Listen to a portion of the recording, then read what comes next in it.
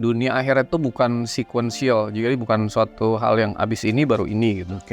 Tapi suatu hal yang terjadi bersamaan, hanya realitasnya beda, yang satu fisik, yang satu non fisik. Karena yang lebih penting itu adalah yang non fisiknya ini, yang batinnya ini dibanding yang fisiknya gitu. Jadi ketika kita nanti membahas hari kiamat, hari hisab, surga neraka, kita tidak lagi membayang-bayangkan, menduga-duga sebuah negeri antah berantah, sebuah realitas antah berantah. Tapi sudah bisa kita recognition, kenali dari semua yang kita lakukan di dunia ini, itu langsung kecatat, terkonsekuensi, ada dampaknya dalam batin kita.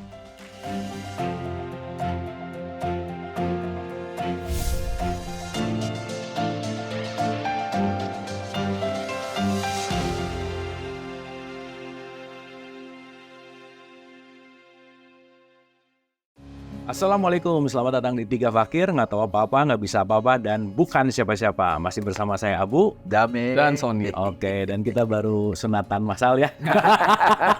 Makanya kita pakai sarung. Oke. Terima kasih yang setia selalu belajar bersama para fakir ini, yang harapannya ada satu insight dan selalu kita menggarisbawahi bahwa kita bukan mau mengajari, karena tetap ya kita tuh nggak tahu apa-apa, nggak bisa apa-apa, dan bukan siapa-siapa. Dan poinnya menambah wawasan gitu, tapi bukan hanya wawasan yang bertambah, masuk menuju kepada pengalaman, itu yang paling penting. Nah, kita akan bicara tentang satu yang sering disebut doa sapu jagat gitu ya, bahwa Robana atina fid dunya hasanah wa fil akhirati hasanah wa qina adzabannar. Saya rasa dalam tradisi Islam ini doa yang sangat-sangat banyak yang menghafal gitu ya, banyak yang mengucapkan gitu, dan itu saya rasa semua orang Islam tuh tahu lah tentang doa ini. Tapi pertanyaannya adalah, di situ ada kata-kata Robana atina fid dunya, ada dunia dan ada akhirat gitu. Nah, yang jadi pertanyaan, dunia itu apa atau di mana? Akhirat itu apa atau di mana? Kenapa dunia dulu baru akhirat? Dan seterusnya, kita akan menyelami dunia dan akhirat. Dan seperti biasa, kita langsung ke Mas Sony. Silakan, Mas. Makasih Bang Dame. Jadi, kita kan paling suka ngaduk-ngaduk mindset nih. Jadi kita mau coba bicara apa adanya. Jadi kita nggak tutup-tutupin, nggak ada batasan, nggak ada hakikat itu kan harus apa adanya ya. Tapi memang resikonya, konsekuensinya kalau kita mau bicara apa adanya itu konsep umum, jadi kita nggak jadikan sebagai bahan pertimbangan, ya udah apa adanya aja gitu ya. Nah, termasuk dalam bahas mengenai dunia akhirat ini. Pertama-tama banyak orang menganggap bahwa dunia akhirat tuh dunia itu yang sekarang, akhirat itu setelah meninggal gitu ya. Lalu di akhirat ada surga dan neraka gitu ya. Atau orang banyak menganggap bahwa dunia itu sama dengan bumi gitu kan. Padahal kan fid dunya wal akhirat. Kalau bumi kan kemarin kita bahas bumi dan langit. Jadi ada bumi itu ardi atau earth. Jadi dunia itu lain lagi gitu kan, berarti kan itu dua hal yang berbeda antara dunia dan bumi gitu kan. Di episode yang sebelumnya kita bahas bahwa bumi itu adalah ada yang besar, yaitu bumi, planet bumi. Ada juga bumi dalam arti jasad atau badan kita ini, yang merupakan kendaraan dari diri kita sejati atau roh gitu ya. Kalau kita mau bahas secara hakikat, apa sih dunia itu? Kalau bumi itu adalah fasilitasnya atau instrumennya, dan langit juga instrumennya, di mana bumi itu adalah instrumen fisik, yaitu badan ini. Langit ada instrumen non fisik, yaitu batin. Kalau disebut batin itu di sana ada roh, ada hati, ada jiwa gitu ya, non fisik. Maka bumi itu adalah realitas. Jadi apa-apa yang bisa kita lihat, kita rasakan, semua ini benda-benda hidup ini, semua ini adalah dunia gitu, yaitu realitas yang bisa dirasakan dengan bumi yang fisik gitu, atau badan fisik gitu. Kalau Kang Abu misalnya hari ini makan enak, nah makan enak itu dunia lah gitu ya. Kalau bisa naik mobil yang bagus, itu dunia. Kalau misalnya bisa punya keluarga, punya apa, itu semua dunia gitu. Nah, akhirat itu adalah realitas non fisik gitu. Yang kita bisa rasakan dengan instrumen non fisik juga, yang namanya langit gitu kan. Jadi atau langit di dalam hari ini bukan langit yang di atas atau awan, tapi langit dalam arti yang hati, jiwa, roh itu ya. Jadi dunia itu realitas fisik, akhirat itu realitas non fisik. bumi itu adalah fasilitas fisik, langit itu adalah fasilitas non-fisik. Di mana kedua ini akan bisa merasakan dunia dan akhirat. Gitu ya. Jadi misalnya sebagai contoh, saya makan enak. Tapi saya makan enak, waktu saya makan belum tentu hati saya bahagia gitu. Oke. Makan enak itu adalah dunia, bahagia ketika makan enak itu adalah akhiratnya. Ketika orang lagi tenang, lagi mancing gitu ya, lagi mancing itu kan dia lagi nggak ngapa-ngapain. Tapi apakah realitas non fisiknya akhiratnya itu lagi pusing? Jangan-jangan sambil mancing badannya tenang tapi pikirannya, hatinya semua lagi kalut gitu. Artinya dunianya lagi tenang, tapi akhiratnya lagi Chaos lah ya, lagi gitu. chaos gitu kan. Atau kata-kata bahasa Inggris misalnya ada orang yang pain, apakah dia suffer gitu kan? Pain itu adalah dunia, sakit gitu. Suffer itu akhiratnya gitu. Banyak orang yang sakit tapi nggak suffer gitu. Banyak juga orang sehat tapi suffer gitu. Oke. Jadi bisa dibedain antara dunia akhirat gitu. Makanya akhirat ini adalah lebih penting daripada dunia kan, suka dibilang begitu. Karena yang lebih penting itu adalah yang non fisiknya ini, yang batinnya ini dibanding yang fisiknya gitu. Banyak orang hidupnya sederhana segala macam tapi dia batinnya kaya gitu. Akhiratnya itu dia benar-benar bahagia total gitu. Malah menariknya banyak orang yang dengan sengaja dan sadar meninggalkan duniawinya kayak biksu atau orang sufi segala macam, tapi akhiratnya menemukan kebahagiaan yang luar biasa gitu. Dunia akhirat itu bukan sequential, jadi bukan suatu hal yang abis ini baru ini gitu.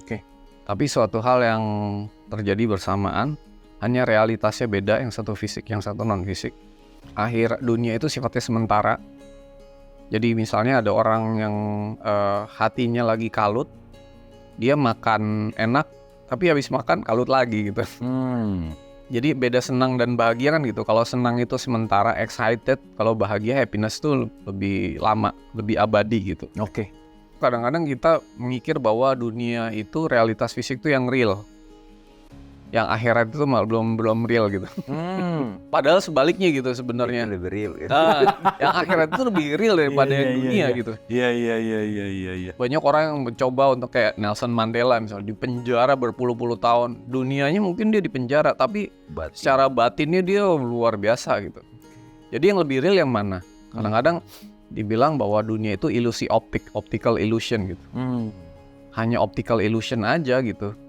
Kalau Bang Dami bilang apa, sawang sinawang gitu. Ada orang yang secara orang Jawa bilang, oh melihat orang lebih kaya dia pengen gitu kan. Tapi yang paling kaya ternyata pengen lihat orang yang paling sederhana gitu.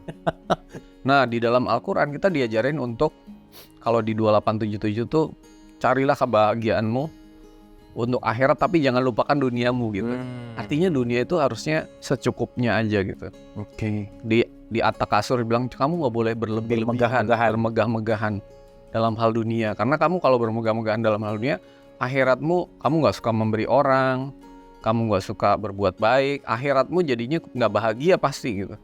Karena bahagia itu dari melepas justru, bukan mendapatkan kan.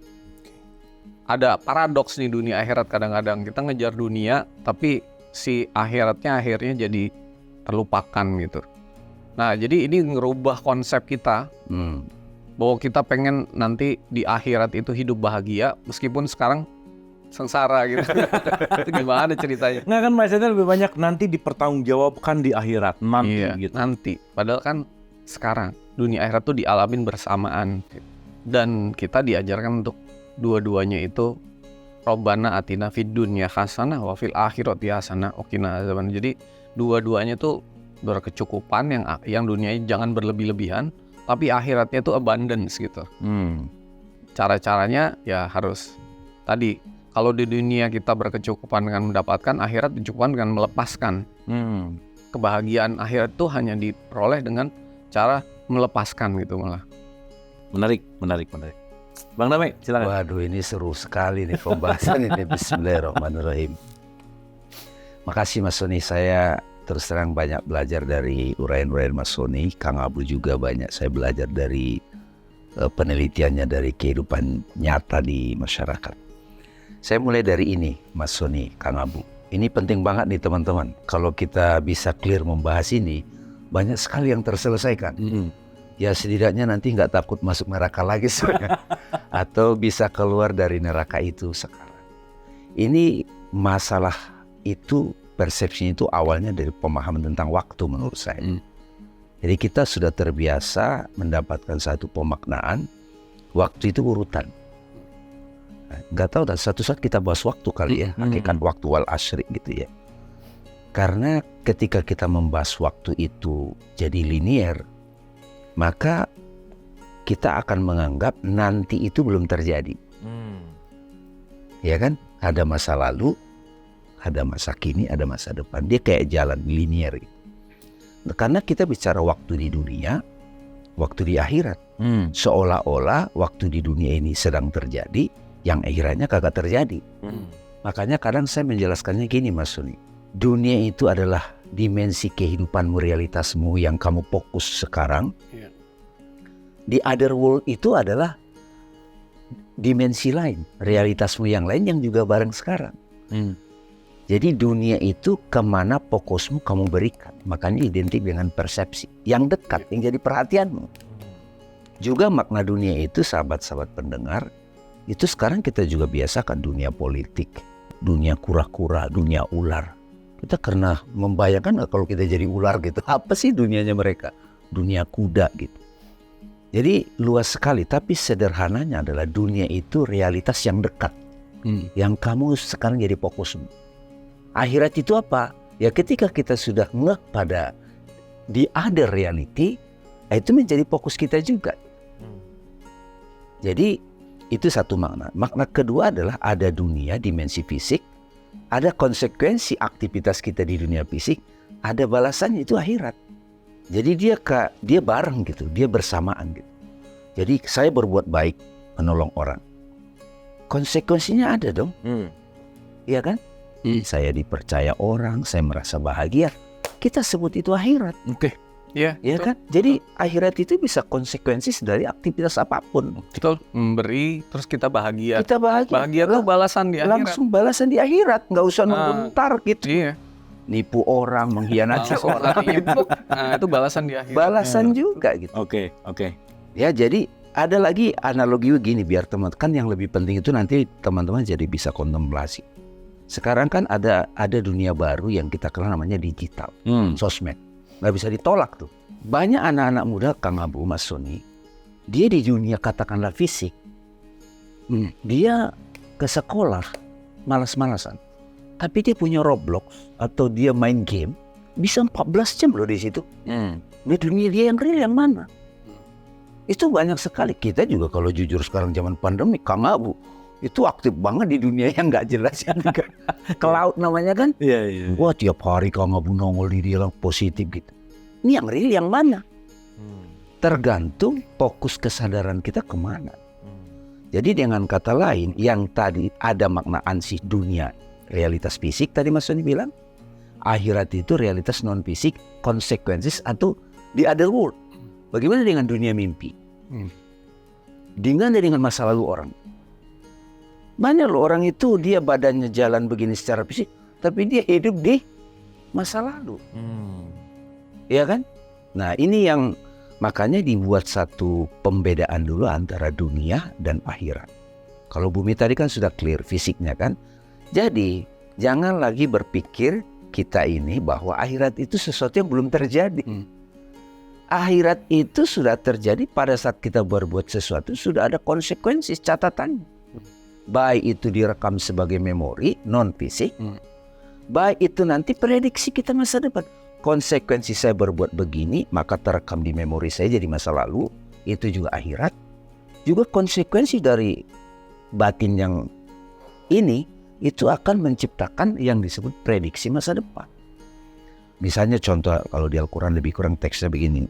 Tidaklah kehidupan dunia ini kecuali permainan dan senda gurau.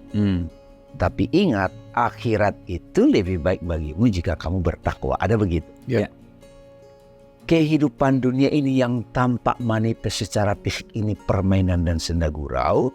Tapi dalam permainan itu kamu dapat makna nggak? Ya. Dapat hikmah nggak di situ? Itu lebih baik, lebih permanen jika kamu sadar. Jadi ketika kita nanti membahas hari kiamat, hari hisab, surga neraka. Kita tidak lagi membayang-bayangkan, menduga-duga sebuah negeri antah berantah, sebuah realitas antah berantah. Tapi sudah bisa kita recognition, kenali dari semua yang kita lakukan di dunia ini, itu langsung kecatat, terkonsekuensi, ada akibatnya, ada dampaknya dalam batin kita. Iya. Dunia itu adalah realitas yang kita persepsi. Saya sekarang terus terang maksudnya udah mulai tidak lagi membedakan mana fisik mana non fisik loh. Nih kalau kita main Zoom atau pakai VR, sekarang kan ada namanya VR. Tiba-tiba dia Isra Mi'raj di situ gitu. Ada mas sekarang itu. Masuk ada dia bisa naik haji di situ. Udah ada sekarang. Heboh juga kayak 5D gitu. Kalau lama-lama dia di situ, jangan itu yang dia anggap real. Jadi ketika kita bicara dunia akhirat, itu pembagian di level akal, Kang. Iya. Jadi tadi aku suka kata-kata Mas Soni, real dunia itu adalah realitas. Realitas. Dunia pada umumnya realitas fisik, akhirat itu realitas non fisik. Saya nih setelah belajar non duality, fisik dan non fisik apa bedanya sih sebetulnya? Sekarang udah mulai collab juga tuh. Sekarang ada tambahan dunia digital, maya, realitas maya atau mimpi. Kalau Ibnu Arabi kan bilang dunia ini justru imajinasi. Kalau kata Rumi, mimpi dalam mimpi. Sebenarnya pada tadi bahwa dunia itu adalah optical illusion. Optical illusion. Jadi dengan adanya dunia digital, kita bisa membuktikan bahwa dunia fisik ini pun optical illusion gitu. Iya. Tapi yang akhirat itulah yang nggak optical The illusion. truth, ya. Ya, meskipun kalau buat orang-orang yang masih pakai pikiran, dia nggak bisa ngebayangin akhirat itu kan seperti apa, tapi bisa rasain gitu kan. Sorry saya tambahin dikit lagi Mas. Kita jangan lagi terjebak pada pemahaman akhirat itu nanti. Yes. Akhirat itu sudah terjadi, konsekuensinya langsung saat kita nipu orang, tercatat langsung akhirat. Nah, selama kita terus mengulang-ulang itu, maka inilah jadi akhiratnya kita. Kalau kita tidak ubah ini, maka akan selalu kita akan melakukan itu. Jadi saya juga sekarang itu nggak ragu-ragu mengatakan, Mas, akhiratmu adalah apa kumpulan memorimu. Isinya apa koleksinya? Yang banyak negatif, banyak penderitaan, atau yang ada hanya Tuhan aja yang kamu saksikan gitu. Sudah tidak ada dualitas, yang ada hanya wajah Tuhan. Kan disebut juga nanti pembahasannya, para kekasih Allah tidak lagi mengincar surga, tidak lagi menghindari neraka. Aku maunya Allah aja.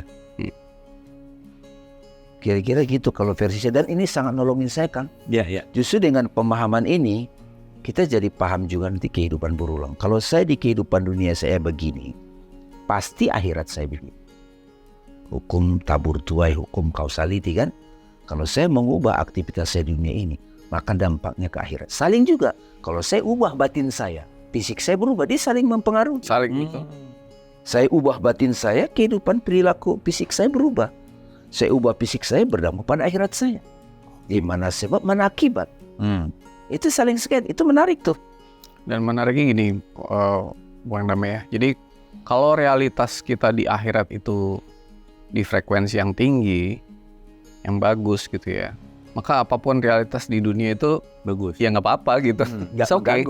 It's okay. Tapi sebaliknya, kalau realitas di Dunia. akhirat ya nggak bagus, maka apapun di dunia ini yang mau dikasih macam-macam, dia akan tetap jadi orang yang nggak bersyukur. Ya kan, bersyukur itu kan ada di level akhirat, di level non fisik lah kalau saya bilang. Tapi non fisik ini kan tadi kan dibilangnya, Bang Namanya bilang kayak dunia digital tuh fisik apa non fisik. Kalau saya bilang masih fisik gitu kan.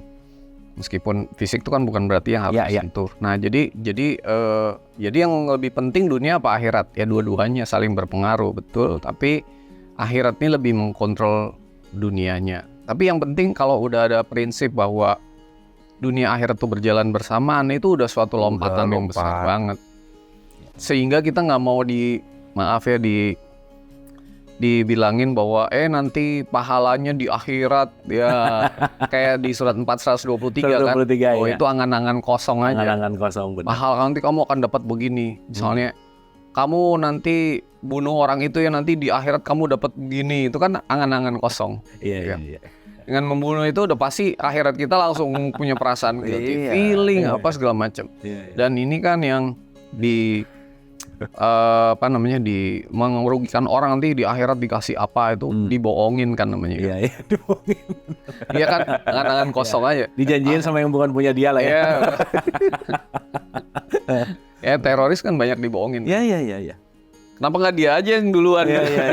Gitu. Benar. Ya kan, jadi itu pahala akhirat itu instan langsung dialami, tetapi ada yang dicatat juga kan. Akhirat tuh salah satu instrumen namanya jiwa tuh memori itu merekam.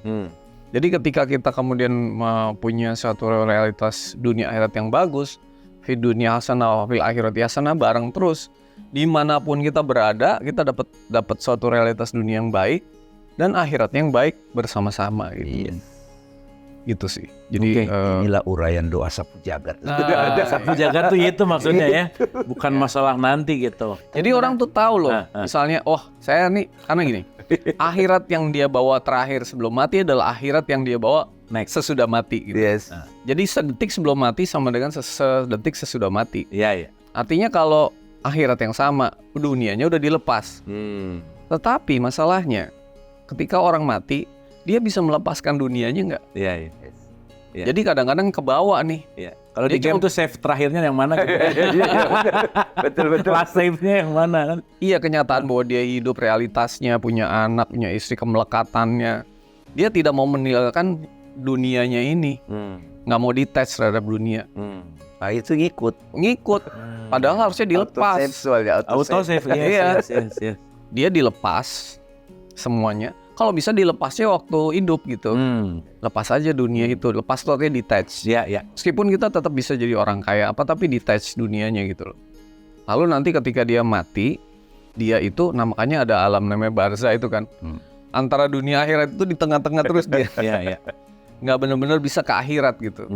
Karena di sini instrumen dunianya, yaitu buminya itu, fasilitasnya udah nggak ada, tapi realitasnya masih dirasakan. Iya. Nah itu yang menderita tuh. Gantung itu ya. Gantung. Tayangan dia. Ya, begitu dia kemudian hidup lagi dan dia mendapatkan bumi yang baru, ada dunia yang lain gitu. Iya.